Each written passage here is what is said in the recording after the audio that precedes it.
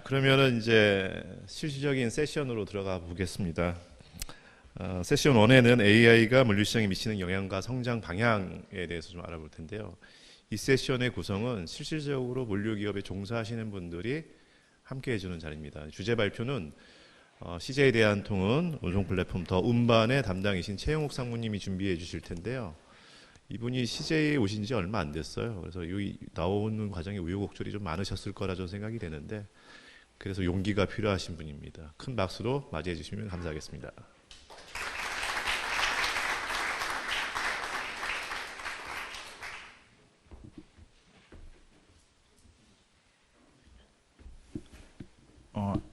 안녕하세요. CJ 대한통운에서 그 운송 플랫폼 더운반을 맡고 있는 최형욱이라고 합니다.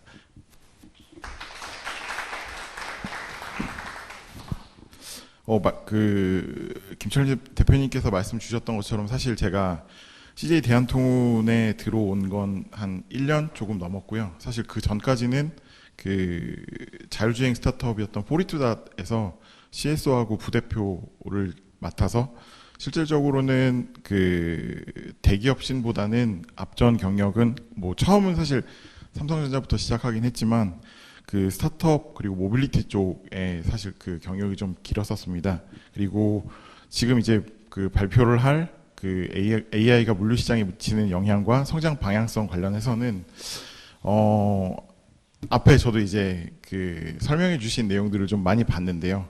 일단은 좀 많이 어려우셨을 것 같은데, 저는 조금 더 현실적인 부분, 그리고 현재 그 AI가 물류 시장에 그 주고 있는 영향들이나 사례들 위주로 해서 조금 더 쉽게 그 말씀을 드리려고 합니다.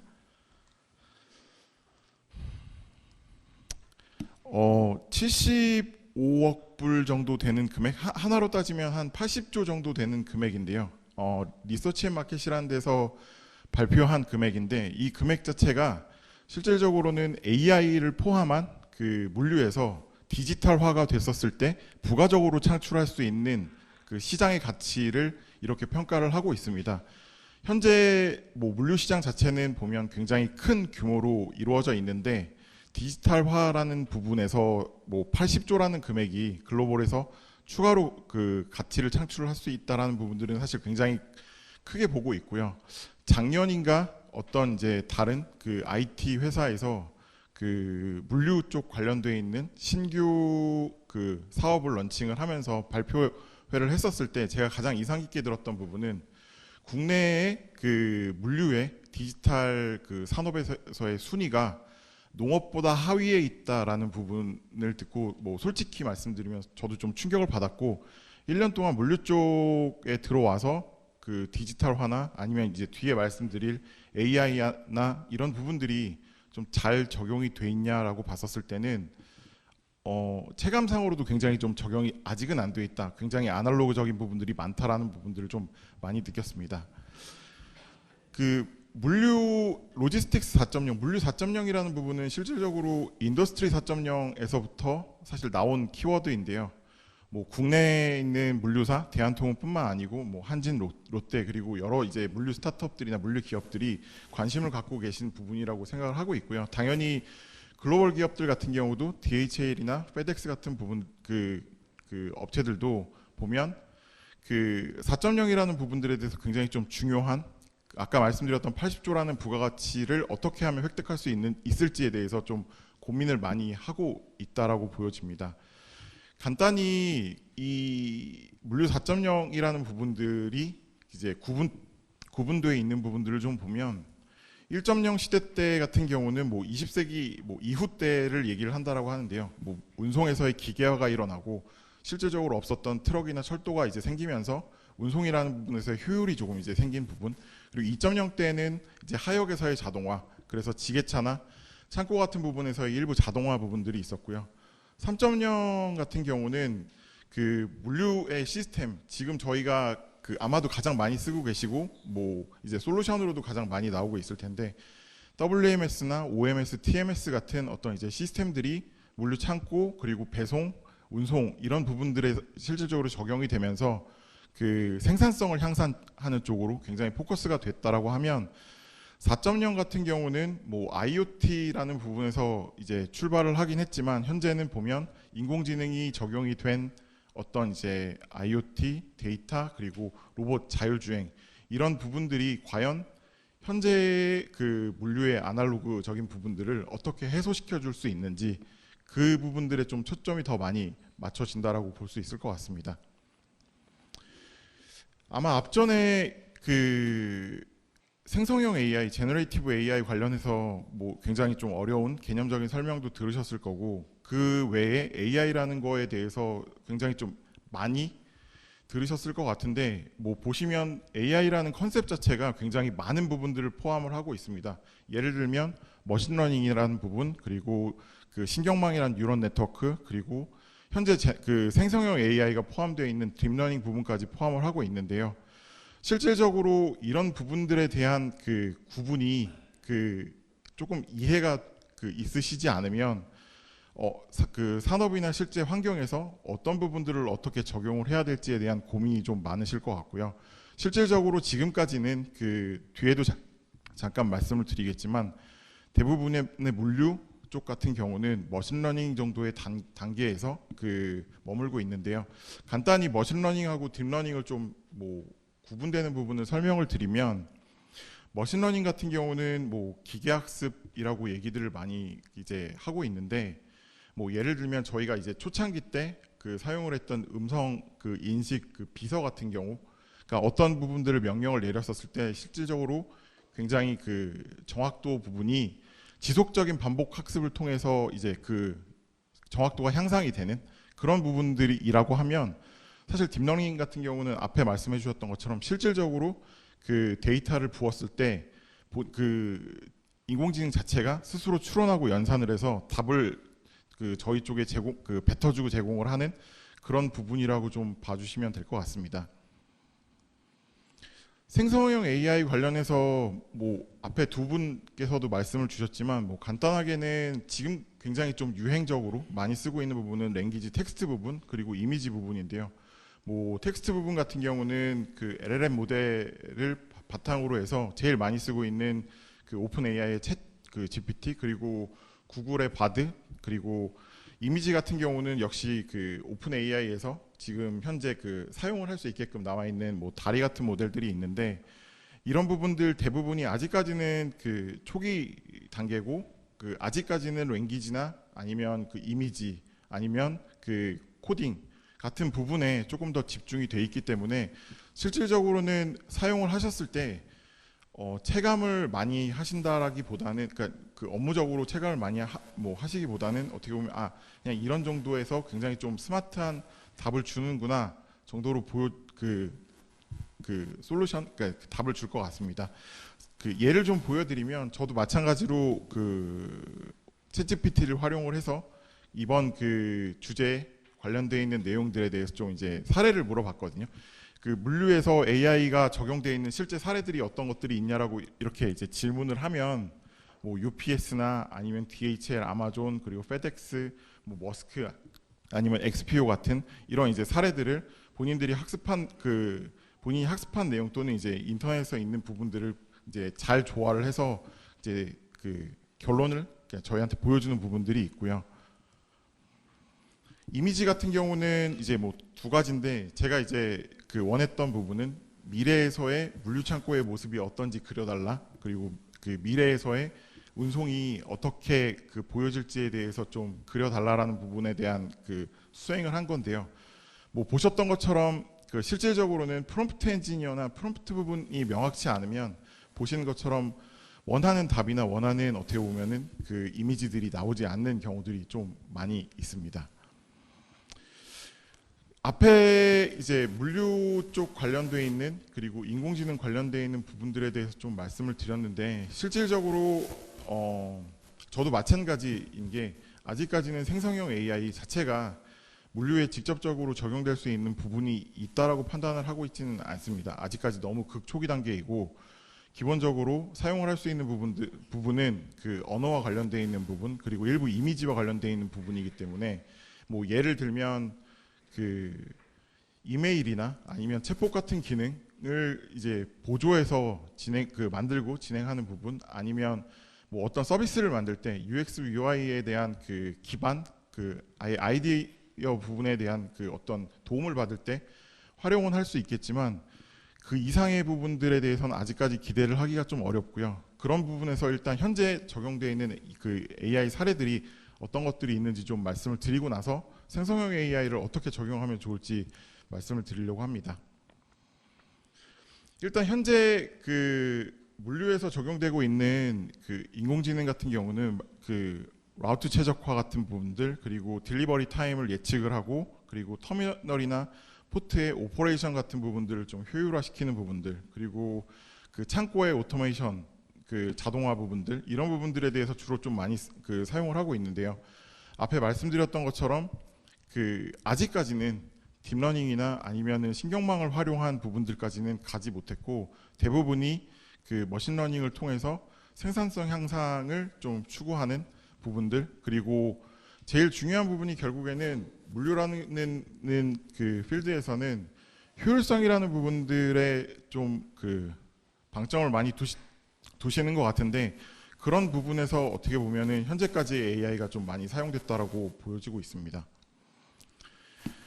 아마존 케이스는 실질적으로 좀 굉장히 그 다양한 인공지능을 활용을 하고 있기 때문에 많은데, 대표적으로 그 지금 보고 계시는 프로테우스 부분을 들고 나온 이유는 그 아마존이 현재 12가지 정도의 타입으로 그 물류 창고에서 로봇을 사용하고 있습니다. 근데 뭐 대부분 현재까지는 그 물류 창고에서 사용하고 계신 그 로봇이 AGV라는 그 부분을 그 로봇을 사용하고 계실 텐데요.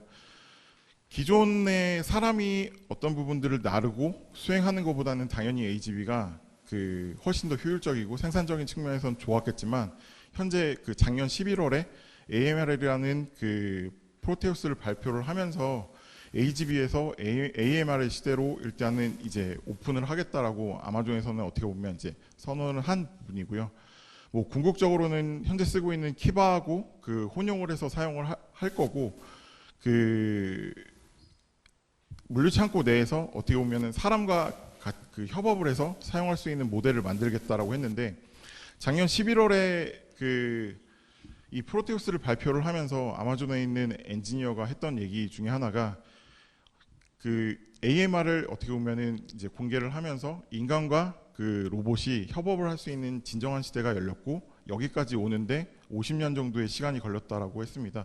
실질적으로 AMR이라는 부분은 뭐 여기 물류를 대부분 하셨기 때문에 잘 알고 계시겠지만, AGV 같은 경우는 그 가이드가 있고 그 가이드가 있는 부분 내에서만 실질적으로 움직일 수가 있기 때문에, 그 움직이는 동안 정면에 있는 사물이나 사람이 나타나게 되면 실질적으로 회피가 어렵고 그런 어떤 장애물이 제거가 될 때까지 대기를 하는 그런 형태이다라고 하면, AMR 같은 경우는 실질적인 자율주행이라고 보시면 될 것 같습니다. 뭐 일반적으로는 현재 각 가정에서 그 로봇 청소기를 사용을 하고 계시는 분들이 많으실 텐데요. 그런 부분이라고 봐주시면 될 것 같고요.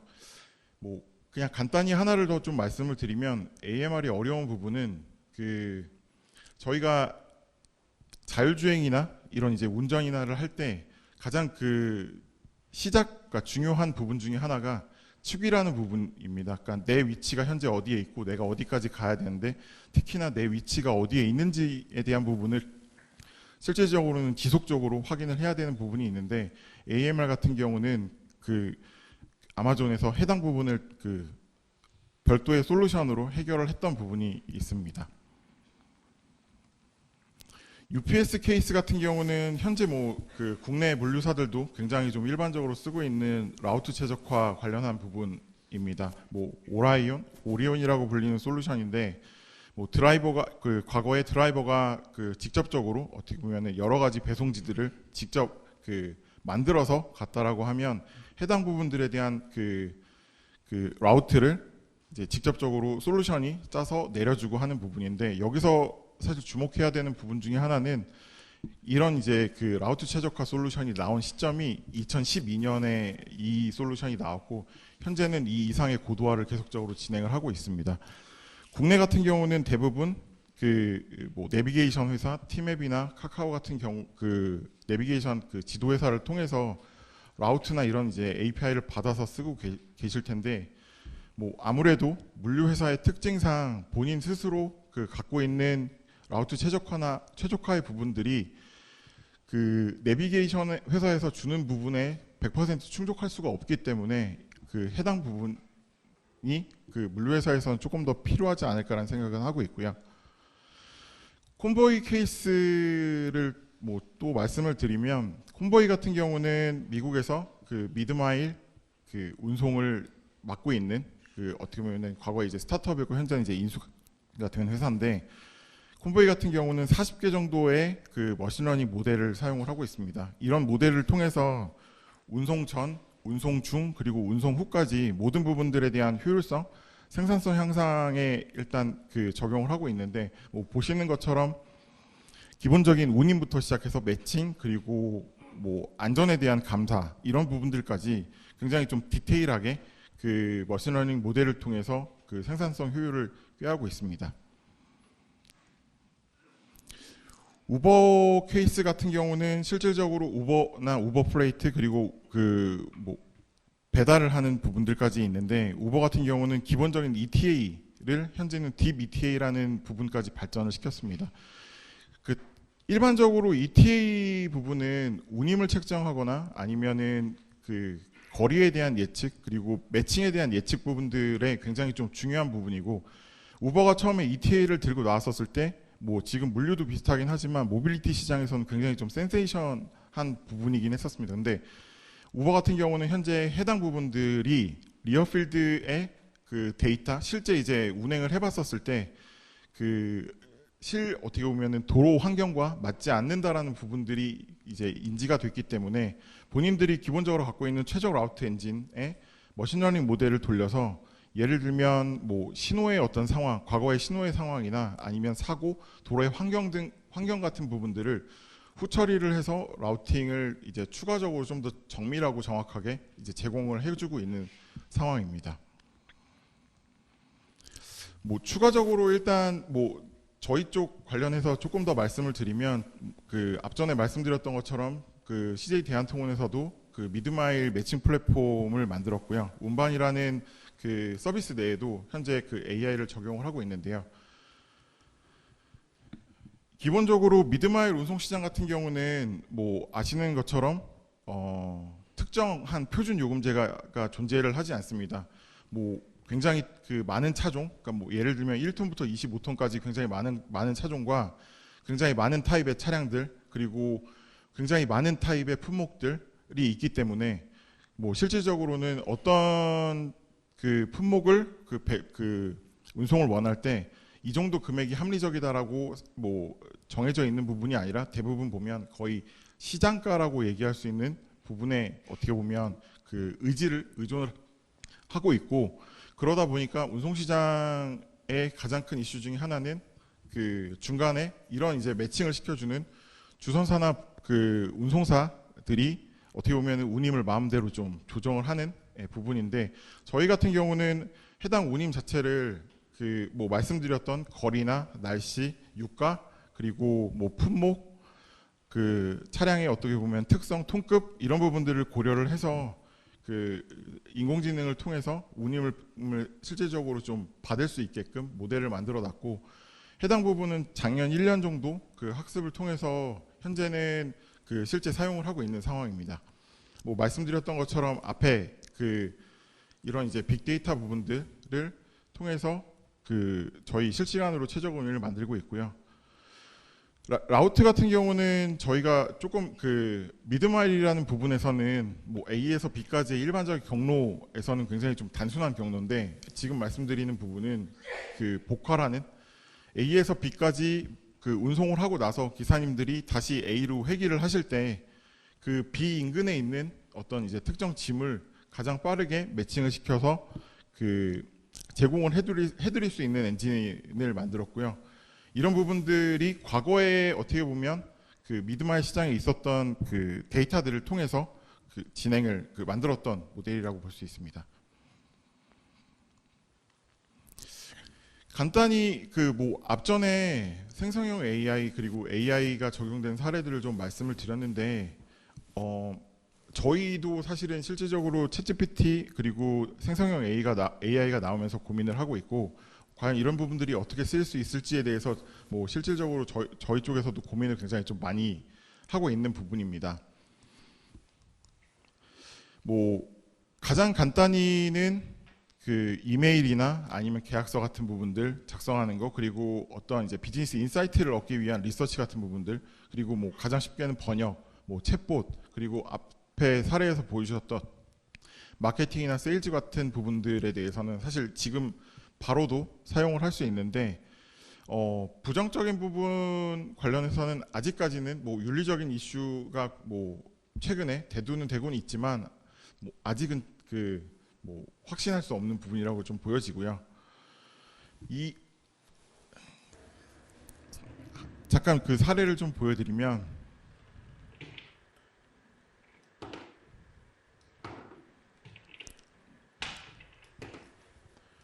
오픈 AI가 처음에 그 챗 GPT라는 부분들을 그 실제 이제 만들어서 런칭하기 전에 본인들이 로봇이라는 부분을 좀 만들어서 그 런칭을 하고 싶었던 부분이 있었지만 자금과 뭐 기타 이슈 때문에 진행을 못했는데 최근에 지금 보시는 이 부분은 노르웨이에 있는 로봇 회사에 투자를 했고 간접적으로나마 이제 로봇을 그 어떻게 보면 본인들이 갖고 있는 솔루션을 적용을 할 생각을 하고 있는 부분이라고 유추가 되는데요. 그 앞에 말씀 주셨던 것처럼 그 로봇이라는 부분 자체가 어떻게 보면은 인공지능이 탑재가 돼 갖고 진행을 한다라기보다는 그 챗GPT 같이 어떤 명령어를 그 제공을 했었을 때 그에 걸맞는 그 로봇이 행위를 수행하는 쪽으로 어떻게 보면은 나아가지 않을까라고 생각을 하고 있고요. We're trying to build robots that learn a little bit like humans do by trial and error. What we've done is trained an algorithm to solve the Rubik's Cube one-handed with a robotic hand, which is actually pretty hard even for a human to do. 앞서 그 방금 보셨던 부분은 그 손에 그 센서를 달아서 좀 더 정밀한 부분들을 인지를 하고 색감이나 색상 같은 부분들을 인지를 하고 그 큐빅을 맞추는 이제 그 모양이었는데 이 부분 역시도 마찬가지로 기존의 로봇의 한계라고 얘기하는 그 정밀도, 정밀성 부분들을 조금 더 향상을 시키는 그런 부분에서 어떻게 보면 사례라고 보여줄 수 있을 것 같습니다. 말씀드렸던 것처럼 이 부분은 뭐 저희 그 서비스 중에 아까 앞에서 말씀드렸던 운임이나 이런 부분들에 대해서 실질적으로 질문을 하면 아직까지는 그 생성형 AI, 챗GPT에서는 정확한 답보다는 이제 일반적이고 좀 개론적인 얘기들을 좀 많이 하고 있고요. 이런 부분으로 봤을 때 저희가 뭐 저뿐만 아니라 저희가 지금 가장 고민하는 부분 중에 하나는 결국에는 뭐 GPT-4까지 나왔고 그리고 이전에 뭐 알고 계시는 머신러닝이나 뭐 딥러닝 같은 여러 가지 그 워드들이 나왔는데 저희가 생각할 때는 결국에 그런 부분들은 툴이라고 생각을 하고 있습니다. 그러니까 궁극적으로는 뭐 새로운 비즈니스를 만들어서 새로운 비즈니스를 하겠다라고 했었을 때는 현재 나와 있는 생성형 AI를 최대한 뭐 활용을 한 비즈니스를 만들 수 있겠지만 물류라는 것 자체를 놓고 봤었을 때는 결국에 내가 갖고 있는 데이터가 정확한지 그리고 얼마나 그 데이터를 잘 쌓고 있는지가 나중에 고도화된 그리고 좀 특화된 뭐 그 생성형 AI 솔루션들이 나왔었을 때 적용을 해서 그 안에서 그동안 풀지 못했던 문제들을 풀 수 있을 거라고 생각을 하기 때문에 저희 쪽에서 일단 뭐 오늘 제가 제안드리고 싶은 부분은 다른 부분보다는 갖고 계신 데이터 내지는 지금 현재 그 만들고 계시지 못한 데이터들에 대해서 좀 더 잘 그 고민하시고 쌓으셨으면 좋겠다라는 부분입니다. 이상 발표 마치겠습니다.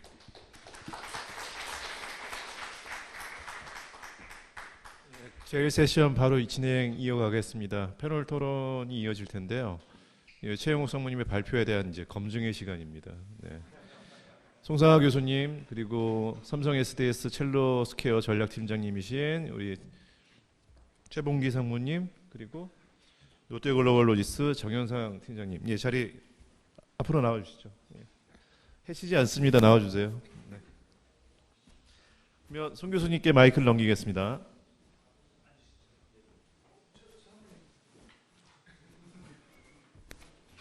최 장모님 검증의 시간입니다. 네.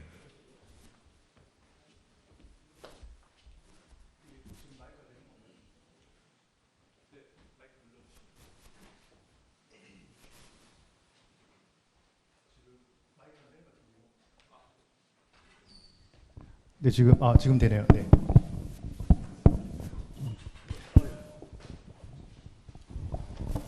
지금 저희가 주어진 시간이 이제 대략 24분 정도 남아 있는 거죠. 네. 오늘 지금 첫 번째 세션에서 최용욱 상무님께서 AI가 현재 어디까지 와 있는지 이런 것들 설명을 잘 해주셨습니다. 오늘 이번 세션에서는 저희가 토론자 두 분을 모셨는데요. 먼저 이제 어떻게 보면 물류와 IT를 같이 하는 삼성 SDS에서 첼로스퀘어 플랫폼과 같은 디지털 플랫폼을 담당하고 계시는 우선 최봉기 상무님을 모셨습니다. 박수 좀 부탁드리겠습니다. 네. 네. 그리고 이제 또 전통적인 물류 기업에서 신사업 부분을 담당하고 계시는 이연목 상무님을 저희가 초빙을 했는데 오늘 이제 갑작스러운 일정 변경으로 컨설팅 팀의 박형상 팀장님을 모셨습니다. 박수 부탁드리겠습니다. 네. 첫 번째 세션에서 이제 굉장히 흥미롭게 들었던 건 뭐냐 하면 결국은 오늘 잘 정리해 주신 것이 인공지능이라고 하는 것이 사실은 레벨이 있더라. 그리고 우리가 생각하는 코어라고 불리는 우리의 핵심적인 부분에서는 생각보다는 기초적인 수준에서 많이 진행이 되고 있다. 이런 얘기들이 아주 인상 깊게 들었습니다. 실질적으로 재작년에 MIT하고 아마존이 아마존 라우팅 챌린지라는 걸 했어요. 이게 뭐냐 하면 아마존에서 데이터를 줄 테니 이거를 인공지능을 이용해서 경로 최적화를 한번 해봐라 라고 해가지고 상금을 걸고 했었습니다. 근데 그때 1등을 누가 했냐면은 이 라우팅 파트에서 최적화로 수학으로 라우팅을 푸시는 윌리엄 쿡 교수님 팀이 결국 1등을 했거든요. 그때 이제 학계에서는 뭐라고 했냐면은 인공지능 그러지만 결국 1등은 수학 쪽에 고인물들이 했다라고 하면서 이제 웃은 적이 있어요. 이 얘기를 말씀드린 이유가 뭐냐 하면 사실 이제 오늘 질문과 연관이 되는데요. 최근에 생성형 AI가 나오니까 이제 회사에서 위에서도 또 얘기를 하겠죠. 야, 생성형 AI가 나왔다는데 이걸로 뭐 할 수 있는지 한번 해봐라. 그러니까 다들 지금 고민에 빠져 있는 겁니다. 지금까지는 AI가 나올 때마다 어떻게 그걸 극복했냐면은 그냥 전통적인 최적화인데 이걸 AI로 포장해서 넘어가고요. 또 새로운 AI 기술이 나오면 또 적당히 기계학습인데 이거를 AI라고 좀 과대 포장을 해서 넘어가는 식으로 어떻게 보면 AI의 어떤 기술들이 실제 우리의 현장의 문제를 풀기보다는 조금 이제 좀 과대 포장된 게 아니었냐라는 그런 의견들이 많았었거든요. 그래서 지금 오늘 토론자분들과 얘기할 건 뭐냐면 과연 지금까지 AI는 어땠고 그다음 앞으로 AI는 어떤 기대를 하는지를 먼저 토론자 두 분께 여쭤보면서 또 토론자분들께서 오늘 최용욱 담당님의 이 발표를 바탕으로 해서 또 의견 있으시면 추가하면서 말씀 좀 진행해 보도록 하겠습니다. 그럼 먼저 이제 제가 질문 좀 드릴 텐데요. 그 사이에 지금 온라인에도 저희가 질문을 받고 있고요. 그리고 오프라인에서도 이 토론자들께서 말씀하신 이후에 질문을 받을 예정입니다. 그래서 혹시 조금 있다가 토론 질문 받을 때 그때 필요한 거 얘기하시면은 질문을 얘기해 주시면 제가 바로 어레인지 하도록 하겠습니다. 네, 그러면 이제 질문들 생각하시는 동안에 먼저 최봉기 상무님께 여쭤보고 싶습니다. 사실 IT와 물류를 같이 하는 기업이기 때문에 어떻게 보면 가장 이 분야에 대해서 관심이 많으실 것 같은데요. 먼저 이제 새로운 생성 AI 말고 일단 AI는 지금 어떻게 많이 좀 진행이 되고 있나요? 회사 현업에서? 말씀하신 것처럼 저는 이제 첼로스퀘어라고 하는 디지털 국제운송 물류 플랫폼 사업을 하고 있고요. 저희도 이제 버전이 벌써 이제 4.0이 됐는데 더 안 올리려고 생각하고 있습니다. 시장에서는 무슨 기술이든 아까 인더스트리 4.0, 로지스틱스 4.0 거기에 멈춰 있으니까 우리도 그냥 4.0만 하자. 더 가지 말자. 농담처럼 하고 있는데 저희가 그 AI 관련해서 이 물류 플랫폼 안에서 뭔가 AI로 우리가 뭐 이니셔티브를 가지고 진행하는 게 있는가라고 여쭤보시면 일단은 뭐 간단한 답은 없습니다. 왜냐하면 저희가 사내 물론 이제 AI 연구 랩들도 있고 저희 회사에 있는 여러 다른 솔루션들에서 AI를 많이 사용을 해서 이런 솔루션들을 개발을 하고는 있지만 물류에서는 일단은 그 AI까지 가기 전에 저희가 먼저 디지털라이즈 하는 게 먼저 더 일단 우선적인 급선무의 그런 미션이었고요. 저희가 이제 약간 AI 관련된 그 되게 좀 재밌는 에피소드는 저희가 이제 플랫폼 오픈을 하고 나서 저희 그 고객분들한테 이 서비스가 어떻습니까? 라고 하는 이야기를 했을 때 CS 관련돼서 저희한테 뼈 때리는 그런 답변을 주신 게 있었는데 CS 하시는 분들이 AI 같아요 이렇게 말하셨어요. 그러니까 너무 그냥 그때 그 뉘앙스는 정해진 답변 그냥 뭐 마치 외워서 앵무새가 하듯이 그러니까 우리는 사람하고 뭔가 대화하면서 그런 인사이트도 받고 정보도 받고 싶은데 정해진 답만 한다라는 그 뉘앙스로 AI라는 말을 쓰셨습니다. 그래서 제 머릿속에 계속 남아 있는데 AI를 저희가 지금 사용하고 있는 방식은 저희가 직접 AI 어떤 프로젝트를 일으켜서 한다기보다는 AI가 이미 들어가 있는 솔루션들을 사용하는 거. 그러니까 물류에서 저희 많이 사용하는 거는 뭐 OCR, RPA 이런 부분들 많이 사용하는데 그런데 안에 이제 뭐 그 딥러닝이나 머신러닝이나 이런 것들이 들어가서 만들어져 있는 솔루션들을 이용하는 거 그 정도가 다고요. 사실 AI를 이용한 어떤 이야기하기는 아직은 조금 이른 것 같습니다. 네. 그러시군요. 그러면 박영상 팀장님 뭐 그 생각에는 또 어떠신가요? 지금 AI를 물류 산업에서 어느 정도 쓰고 있다고 생각하시나요? 일단 저희 그 롯데그룹에서는 사실 이제 성공한 케이스가 있고 이제 실패한 케이스가 있습니다. 일단 실패한 케이스는 뭐 다들 아시겠지만 롯데온의 그 넷플릭스 구독과 같은 서비스를 AI를 활용하겠다라고 했지만 뭐 결국에는 지금까지 좀 안 되고 있는 그런 부분이 실패한 사례고요. 성공한 사례는 사실 저희 진천 메가허브 터미널이 그 분류를 하기 위한 작업들을 AI 총 한 19,000개 정도의 센서를 갖고서 딥러닝을 해서 이제 AI를 통해서 저희가 그 분류하는 작업들을 하고 있는 거는 현재 인원 감축도 하면서 효과적인 어떤 그런 솔루션이 도입이 되긴 했습니다. 근데 뭐 앞에서 이렇게 많은 얘기를 좀 들어봤는데요. 그 AI가 하고 있는 범위가 이제 너무 넓다 보니까 사실은 이거를 전부 다 한 번에 이렇게 적용하겠다라는 사례는 사실은 저희도 생각해 본 적도 없고 그게 가능하지 않을 거라고 저도 생각을 하고 있는데 제가 아까 전에 말씀드린 대로 어떤 기능적인 부분에 좀 집중을 하고 한다면은 앞으로 충분히 좀 가능성이 있지 않을까. 하지만 그 말씀하신 대로 저희도 그렇게 AI가 현재 시점에서 이 저희가 활용할 수 있는 가치가 정말 있느냐에 대한 거는 저희도 굉장히 많은 좀 의문점을 갖고 있는 상황입니다. 그 의문점은 왜 있으신 거죠? 저희가 이제 요 세션을 한다고 해서 저희 보스님이 이제 뭐 이렇게 여러 가지 그 조사를 좀 시켰는데 나름대로 AI를 통해서 저희가 할 수 있는 부분이 좀 약간 예측이나 어떤 신사업 개발 뭐 이런 것들에 좀 초점을 맞춰서 저희가 한번 실행을 직접 해봤습니다. 근데 앞에서 이제 여러분들이 말씀하신 대로 아직까지는 이 AI가 갖고 있는 자료 자체가 기존에 있는 확률 게임이기 때문에 그 확률이 정확하냐 정확하지 않느냐의 그런 부분으로 OX가 갈리기 때문에요. 뭐 말씀드린 대로 불확실성이 가장 좀 지금으로서는 좀 위험 요소지 않을까라는 생각을 하고 있습니다. 네, 그 지금 두 분 얘기를 들어보니까 결국은 생성형 AI로 넘어가기 전에 먼저 AI에 있어서도 잘하는 게 있고 못하는 게 있다라는 부분이 굉장히 인상적이네요.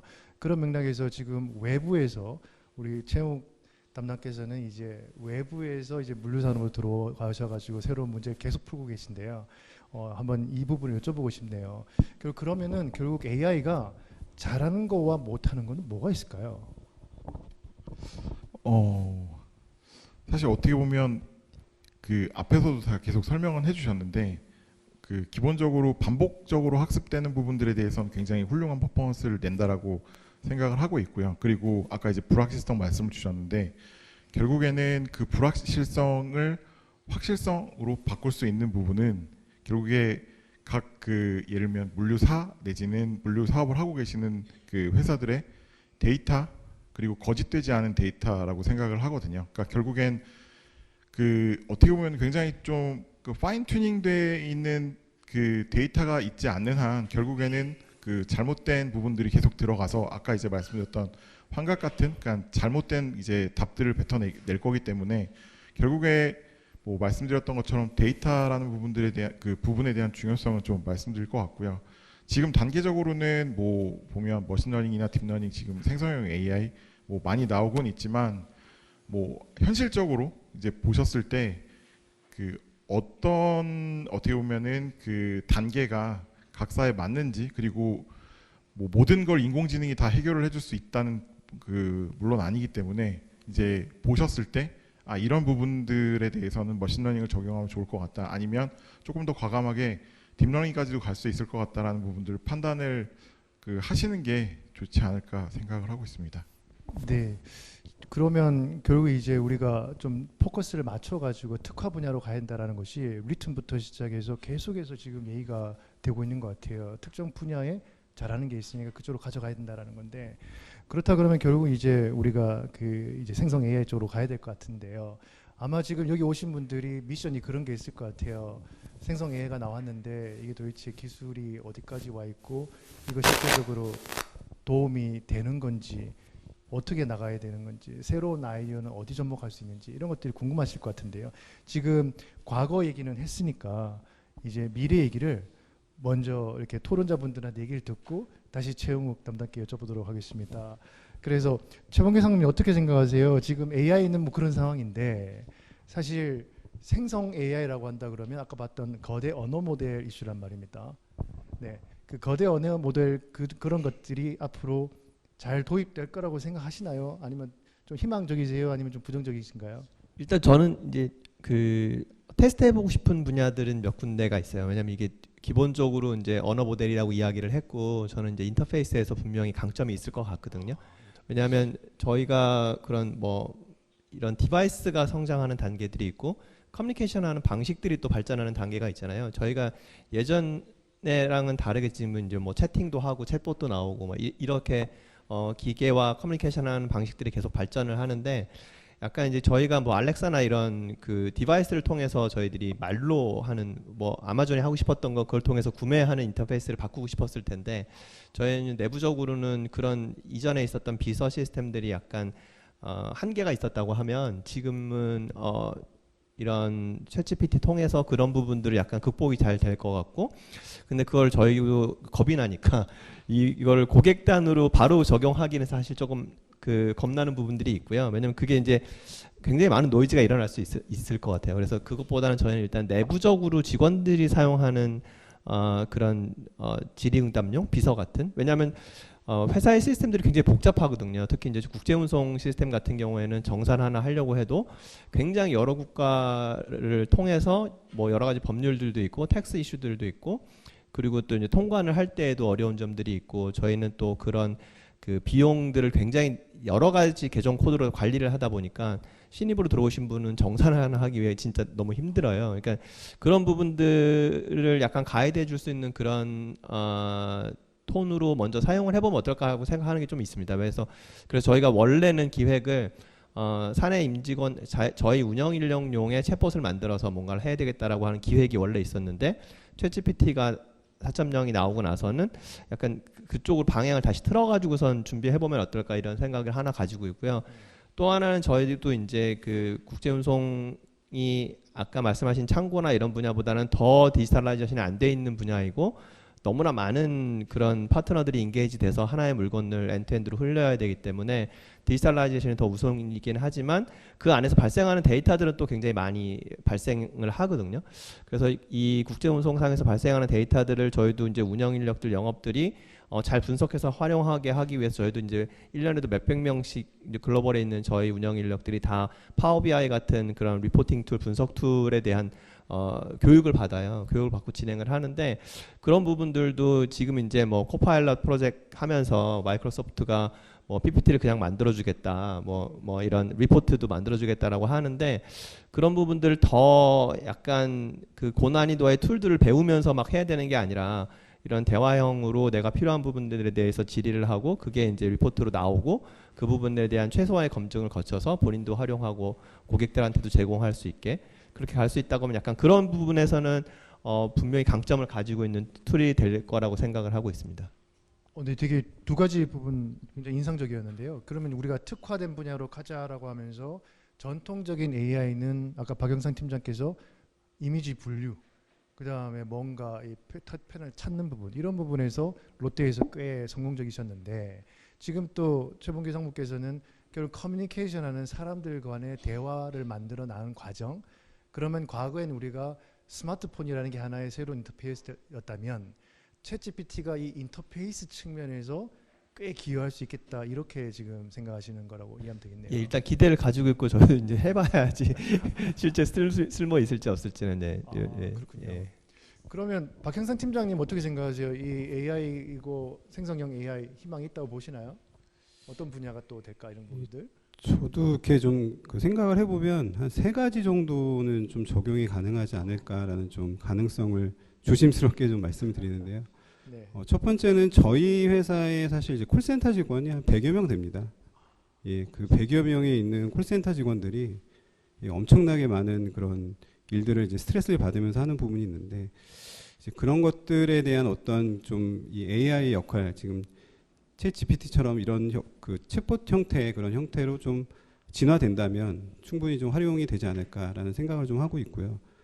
그 다음에 이제 두 번째는 사실 교육입니다. 뭐 아까 좀 비슷한 말씀을 하셨는데, 저희가 이제 회사에서도 굉장히 많은 교육 프로그램들이 있지만, 이 신입사원들 또 그 다음에 주니어 이상의 어떤 시니어급들도 항상 이게 뭔가 궁금한 게 있거나 그랬을 때 이 선배의 어떤 조언이나 이런 것들을 좀 많이 요구를 하거든요. 이제 그런 부분들도 좀 기여할 수 있지 않을까라는 생각을 하고요. 그 다음에 그 세 번째는 저희 이제 물류 전통적으로 할 수 있는 그런 아까 전에 말씀드린 대로 정형화된 그런 일들이 굉장히 많습니다. 그래서 그런 부분들을 일부 기능적인 부분을 이런 AI를 통해서 한다면은 이제 충분히 가능성이 있어 보이는데요. 아까 전에 최 팀장님이 말씀하신 대로 아직은 DT도 정확하게 좀 이루어지지 않는 상태이기 때문에 그걸 뭔가 AI가 습득할 수 있을 만한 데이터를 만드는 게 우선적으로 생각을 하고요. 그게 지금의 이 저희 물류 시장의 AI가 적용할 수 있는 어떤 단점이자 그것만 해결되면 굉장히 많은 것들을 할 수 있거든요. 또 하나의 또 미래가 되지 않을까 그렇게 생각을 하고 있습니다. 네, 지금 굉장히 중요한 얘기 주셨는데요. 결국은 우리가 데이터를 확보하는 게 안 된다는 얘기를 지금 사실은 최봉기 상무님부터 시작해서 앞부분에서 계속 사실은 그 얘기를 하셨어요. 즉 AI가 아니라 지금 물류 바닥에는 디지털한 데이터도 없는데 이게 어떻게 되겠어? 이런 생각들을 하셨거든요. 근데 마침 지금 온라인에 똑같은 질문이 하나 올라와 있어서 재욱 담당께는 이 질문과 함께 질문 좀 드려보도록 할게요. 일단 지금 요 온라인 질문 끝나고 나서는 바로 플로우에서 질문 좀 받도록 하겠습니다. 제가 온라인 질문 한번 보여드릴 텐데요.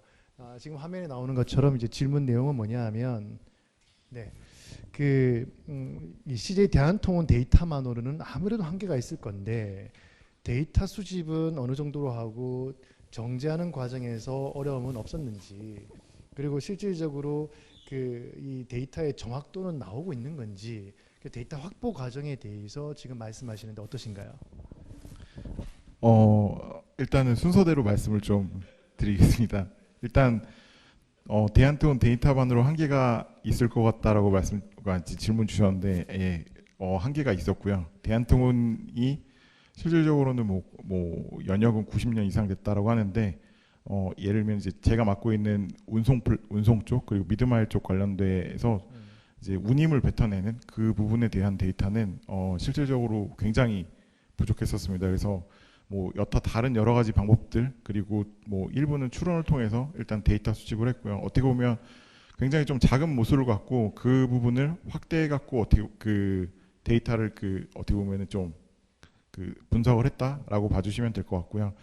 데이터 정제 작업 역시도 거의 대부분 이제 뭐 이가 빠졌다라고 얘기를 하는데, 정형적인 데이터는 뭐 기대도 안 했고 어떻게 보면 사용할 수 있는 데이터가 굉장히 많지는 않았기 때문에 그런 부분들에 대한 분류, 정제 작업 자체도 굉장히 좀 긴 시간이 걸렸습니다. 그리고 정확도 관련해서는 뭐 지금 현재로 뭐 놓고 봤었을 때는 90% 정도의 사용자 만족도는 나오는데, 뭐 제가 내부적으로도 이 부분에 대해서는 얘기를 이제 저희 팀원들한테도 하고는 있지만 결국에는 그 AI가 지금 현재 그 뱉어내는 부분 자체가 그 아까 이제 제가 우버 사례도 말씀드렸던 것처럼 리얼필드에서 돌아가는 부분들은 거의 예측할 수가 없기 때문에 그 예측할 수 없는 부분들에 대해서까지 AI가 뭐 정확하게 어떻게 보면 값을